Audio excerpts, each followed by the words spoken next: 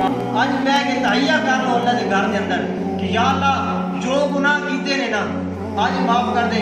چھوٹے جا واقعہ حضرت موسیٰ علیہ السلام کی قوم کے اندر جدو بارش نہیں 7 سال ہو گئے بارش نہیں ہوئی بڑے پریشان ہو گئے جی یا اللہ کوئی سبزہ نہیں اگ رہا کوئی چیز نہیں ہو رہی.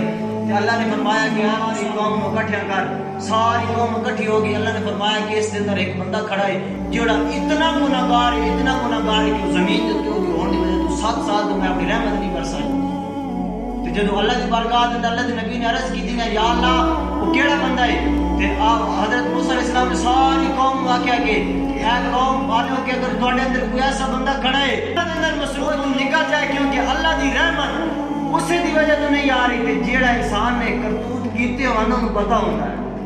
اللہ کی بارگاہ کے اندر ہجوم کے اندر کھڑا ہو کے آتا ہے یا اللہ اگر میں آج نکلاں گا نا تے میرے ساری زندگی واسطے ذلیل و رسوا ہو جاواں گا دنیا دار کی کہن گے مینوں تے میں تیری بارگاہ کے اندر معافی منگدا ہاں تے کھڑا ہو کے بھی یا اللہ میرے گناہ معاف فرما دے. تے اللہ دی رحمت اتنی وسیع ہے. اللہ دی رحمت جدو جوش ہی چاہیے تو اتنے کھڑے ہی اللہ دی رحمت آنی شروع ہو. اللہ کے نبی نے اللہ کی بارگاہ کے اندر عرض کی تھی یا اللہ کوئی بندہ باہر نکلے تو ہے نہیں. تو اللہ تعالیٰ نے ارشاد فرمایا موسیٰ اے میں جاننا دیا ہوا تو بندہ جاننا ہے. ایک اتنا گناہگار بندہ اللہ کی بار اتنے ہی کھڑے ہو کے ہاتھ جوڑ کے اس معافی منگی تو اللہ نے معاف کر دیتا.